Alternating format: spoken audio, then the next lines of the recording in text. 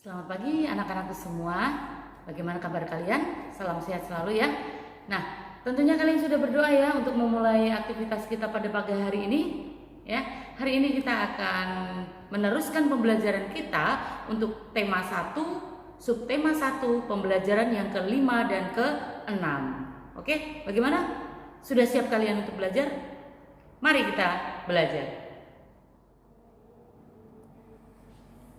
Ya, pembelajaran kita pada kali ini itu masih dalam tema 1, subtema 1, pembelajaran yang kelima, di mana kita akan mempelajari pelajaran IPS ya, masih tentang ASEAN atau negara-negara yang berada di kawasan Asia Tenggara.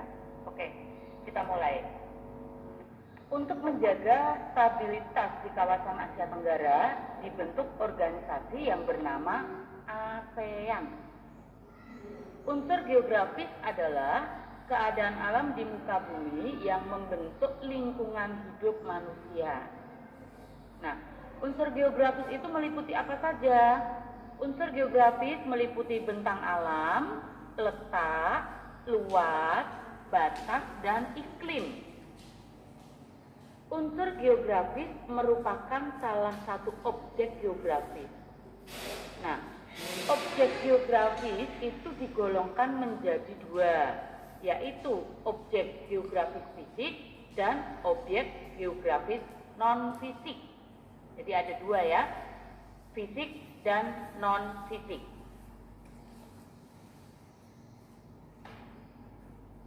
Objek geografis fisik antara lain apa saja? Objek geografis fisik antara lain bentang alam, letak, luas, batas, dan iklim. Sedangkan objek geografis non-fisik itu antara lain keadaan penduduk dan aktivitasnya. Itu penjelasannya. Nah, sekarang kita berbicara bentang alam. Apa sih bentang alam itu? Bentang alam adalah keadaan umum tentang suatu wilayah. Wilayah negara-negara anggota ASEAN itu terbagi atas dua bagian utama, yaitu daratan yang berbentuk semenanjung dan daratan yang berbentuk kepulauan. Jadi satu berbentuk semenanjung dan daratan yang satunya berbentuk kepulauan. Semenanjung adalah tanjung yang besar atau luas. Nah, wilayah mana saja yang membentuk semenanjung? Wilayah yang membentuk semenanjung itu antara lain Myanmar, Thailand, Laos, Kamboja, Vietnam, dan Malaysia bagian barat. Itu yang membentuk semenanjung. Nah, sekarang wilayah yang berbentuk kepulauan itu mana saja? Yang pertama, Filipina. Kedua, Indonesia. Ketiga, Malaysia bagian timur dan Singapura. Ya, itu adalah yang berbentuk kepulauan, termasuk Indonesia. Indonesia itu berbentuk kepulauan. Berikut ini ketampakan alam negara-negara di kawasan Asia Tenggara secara umum ya. Yang pertama itu pegunungan. Secara geografis, kawasan Asia Tenggara merupakan pertemuan pegunungan muda sirkumpasifik dan sirkummediterania. Itu secara geografis ya. Terus, rangkaian kedua pegunungan tersebut bertemu di Indonesia yaitu di perairan Maluku. Ya, bertemunya di perairan Maluku itu di Indonesia. Nah, kondisi tersebut menyebabkan negara-negara di kawasan Asia Tenggara banyak terdapat gunung api yang aktif. Aktif itu masih aktif ya, terutama di mana? Terutama di Indonesia dan di Filipina. Karena adanya pertemuan pegunungan muda tadi ya, pegunungan muda sirkumpasifik dan sirkummediterania. Ya, kondisi itu menyebabkan negara di kawasan Asia banyak terdapat gunung api yang masih aktif, terutama di Indonesia dan di Filipina.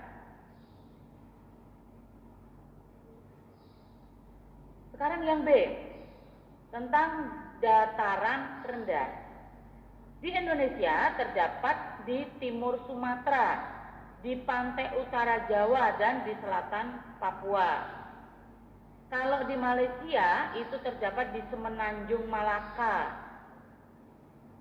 Terus kalau dataran rendah di Thailand itu terdapat di lembah Sungai Chao Phraya ya, Sungai Chao Phraya itu di Thailand. Nah, kalau di Vietnam itu terdapat di delta Sungai Mekong. Kalau di Kamboja itu terdapat di sekitar Danau Tonle Sap. Ya, itu dataran rendahnya. Sekarang yang C, dataran tingginya. Di Indonesia itu terdapat dataran tinggi Dieng, dataran tinggi Tengger. Di Laos juga ada, yaitu di mana? Terdapat dataran tinggi Bolovensi, itu di Laos.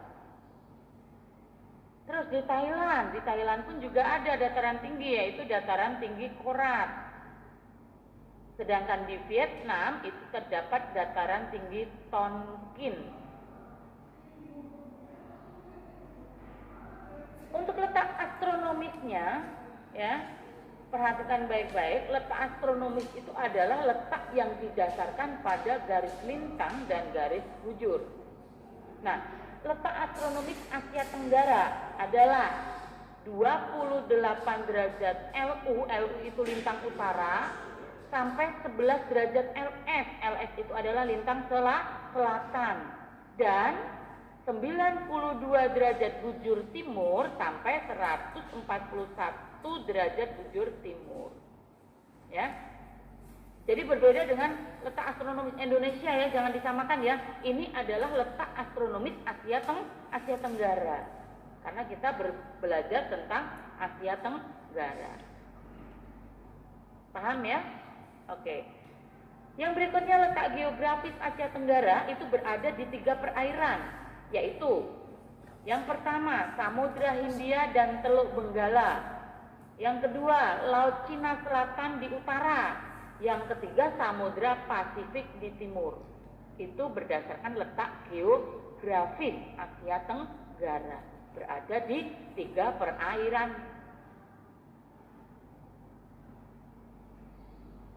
Nah, kalau sudah paham kita lanjutkan, yaitu tentang iklim. Apa itu iklim? Iklim adalah keadaan rata-rata cuaca dalam jangka waktu yang lama dan meliputi daerah yang sangat luas. Berbeda dengan cuaca ya. Iklim adalah keadaan rata-rata cuaca dalam jangka waktu yang lama dan meliputi daerah yang sangat luas. Iklim ada 2 jenis, yaitu iklim matahari dan iklim fisik. Apa itu iklim matahari? Apa itu iklim fisik?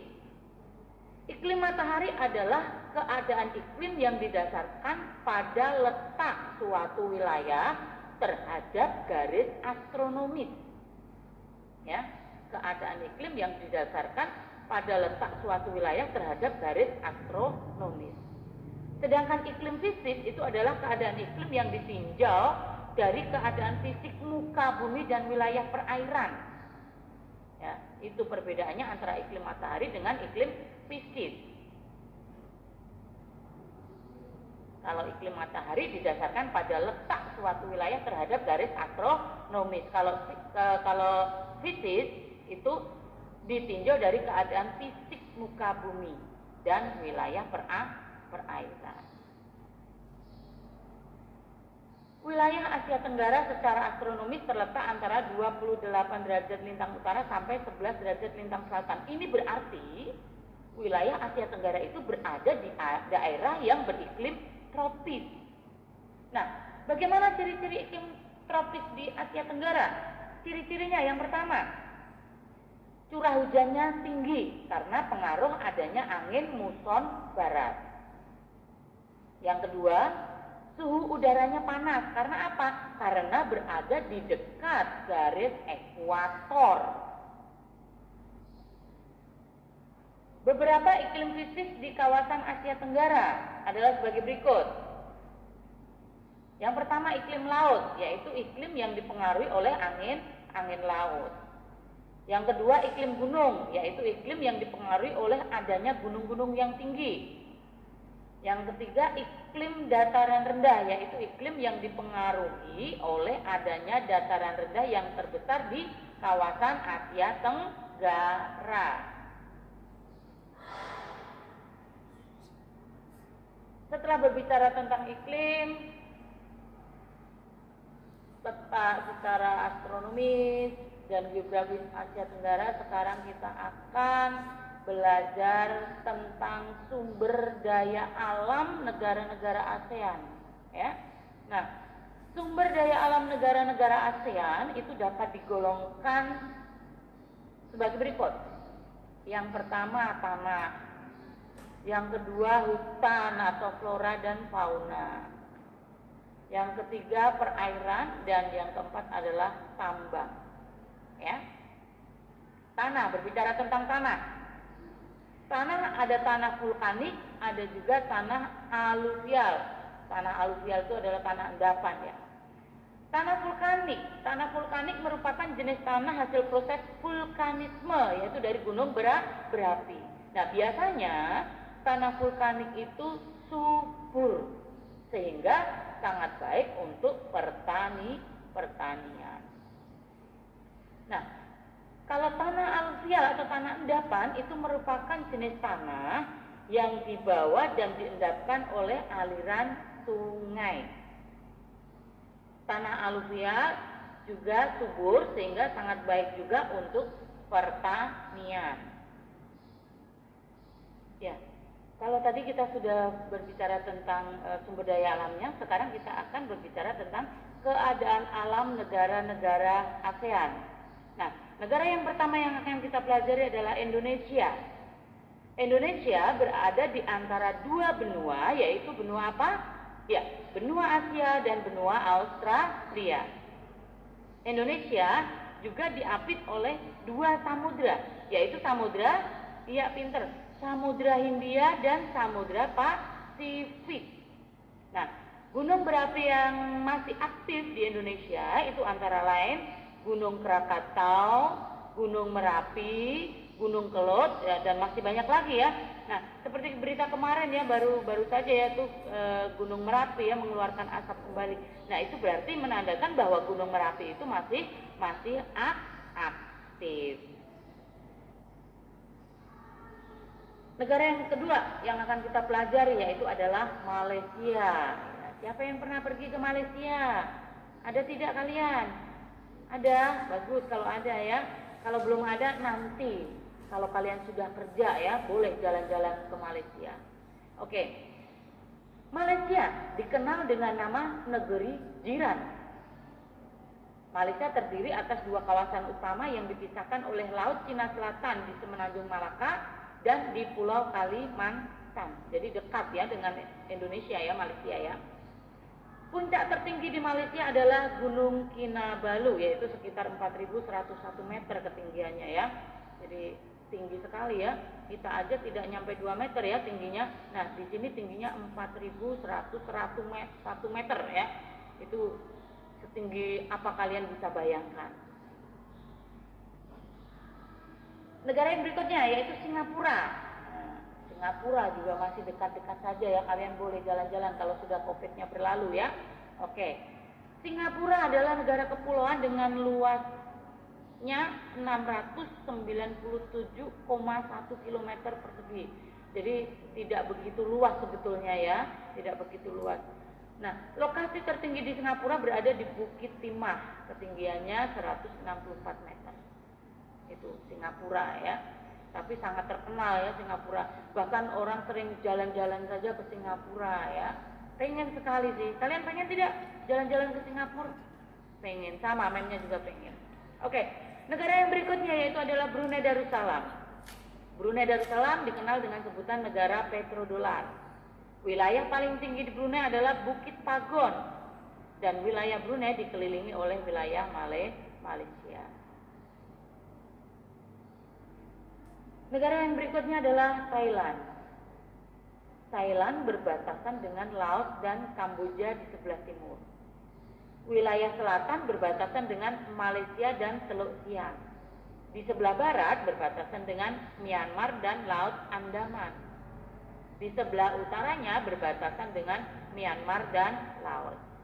Puncak tertingginya berada di Gunung Doi Intanon. Ya, tingginya kurang lebih 2.576 meter. Ya, tinggi juga ya. Oke.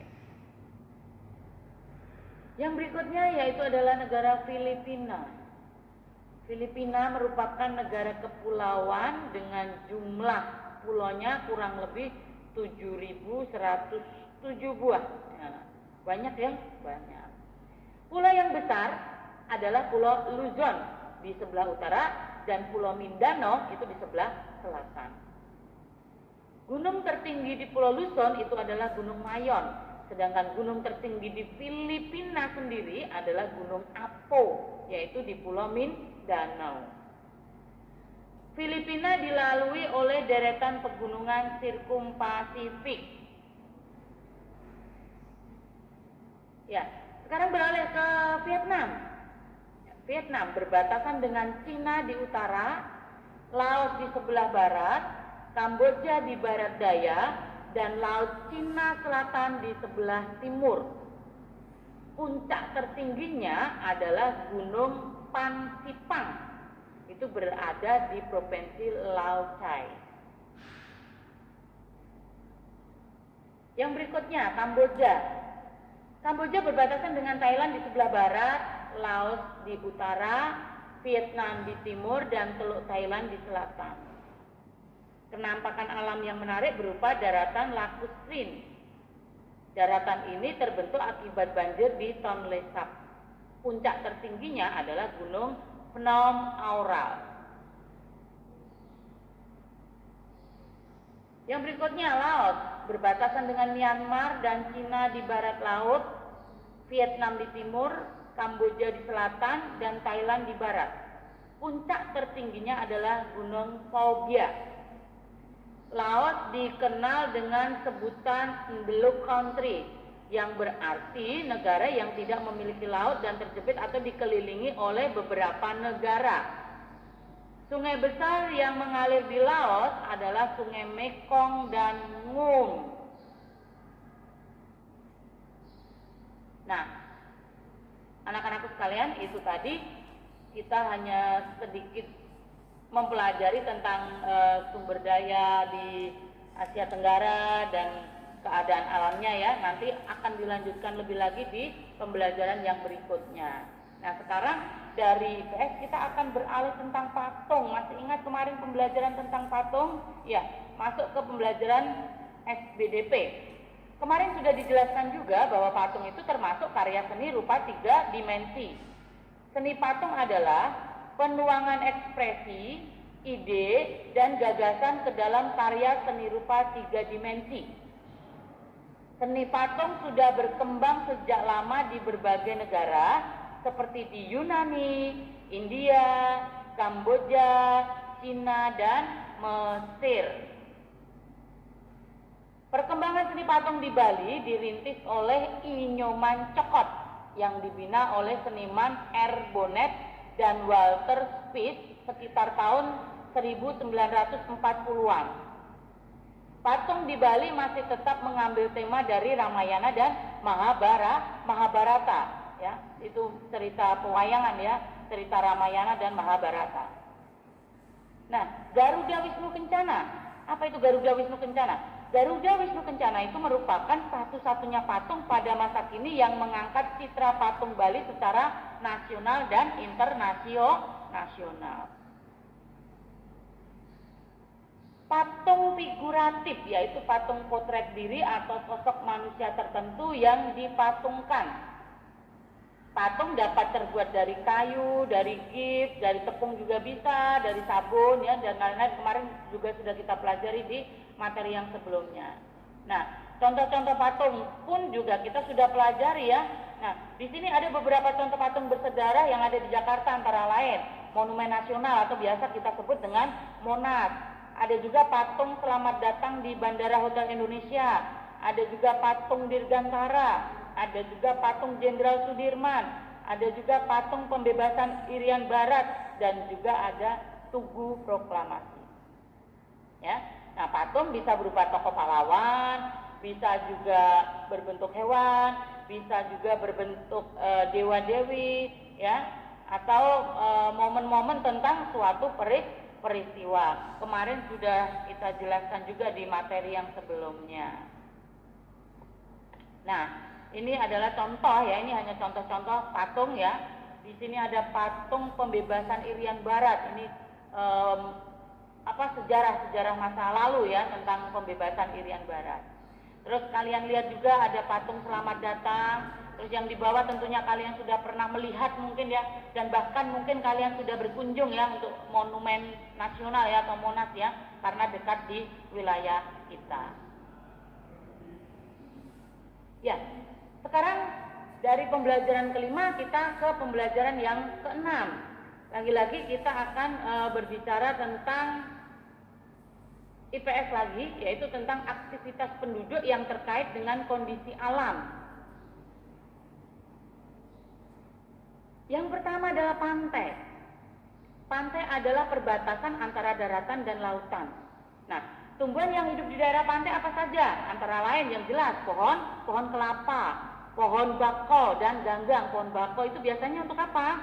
Untuk menahan supaya tidak terjadi abrasi. Iya, apa itu abrasi? Iya, pengikisan tanah oleh air laut. Nah, penduduk yang bekerja di daerah pantai itu apa saja?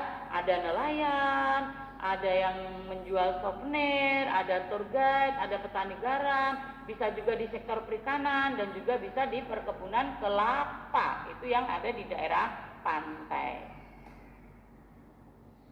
Sekarang dataran rendah. Dataran rendah adalah tanah datar yang sangat luas pada ketinggian kurang dari 200 meter di atas permukaan laut. Nah, penduduknya di dataran rendah itu umumnya bekerja sebagai petani. Tumbuhan yang tumbuh di dataran rendah antara lain padi, palawija, dan tebu, itu ya, antara lain ya di dataran rendah ya. Nah, ada juga sektor industrinya yaitu perdagangan dan transportasi lebih cepat berkembang di dataran rendah daripada di dataran tinggi. Nah, dari pantai dataran rendah kita sekarang ke dataran tinggi. Dataran tinggi adalah dataran yang ketinggiannya lebih dari 600 meter di atas permukaan laut. Nah, biasanya kalau di dataran tinggi itu udaranya bagaimana? Ya, udaranya itu masih sejuk dan segar sekali ya. Jadi kalau misalkan kita jenuh gitu ya, kalian boleh ajak papa mama kalian, ayo Pak, sekali-sekali kita ke dataran tinggi yuk untuk menghirup udara yang sejuk, untuk menghirup udara yang segar, boleh ya. Oke, biar kalian tidak penat di kehidupan kota ini ya yang panas ya. Oke, lanjut. Jenis tumbuhan yang tumbuh di daerah dataran tinggi itu apa saja? Yang di daerah tinggi? Teh, bener, kopi, iya, cengkeh, sayur-sayuran dan buah-buahan. Kalau kalian Mem yakin sih pernah ya ke puncak ya, kalian bisa nikmati deh di sana ya. Banyak yang jual sayur-sayuran dan masih seger-seger ya. Itu adalah dataran tinggi. Nah, ini ada beberapa contoh ya, gambar aktivitas penduduk di daerah pantai. Itu ada nelayan, ada petani garam. Nah, ini aktivitas di daerah dataran rendah. Itu ada petani ya yang sedang membajak sawah itu ya. Maaf agak buram ini gambarnya ya. Terus ada di sektor perdagangan, yaitu di kita seperti pasar gitu ya, itu di sektor perdagangan. Nah, ini aktivitas di daerah dataran tinggi. Itu ada bapak-bapak yang sedang memetik daun teh itu ya, daun teh ya. Jadi untuk dataran tinggi itu dapat menjadi tempat perkebunan ya, seperti kebun teh, kebun kopi ya, buah-buahan serta berbagai jenis tanaman dan buah-buahan. Itu ada di dataran tinggi, di atas dataran tinggi. Nah, anak-anakku sekalian, itu tadi adalah materi pembelajaran kita pada hari ini. Semoga apa yang sudah Mem jelaskan dapat bermanfaat untuk kalian semua. Dan kalian harus tetap semangat, tetap menjaga kebersihan ya, supaya kalian tetap bisa mengikuti pembelajaran kita. Ya. Sampai di sini dulu pembelajaran tematik kita pada hari ini, dan kita kembali nanti ketemu dengan pembelajaran di subtema yang kedua. Oke.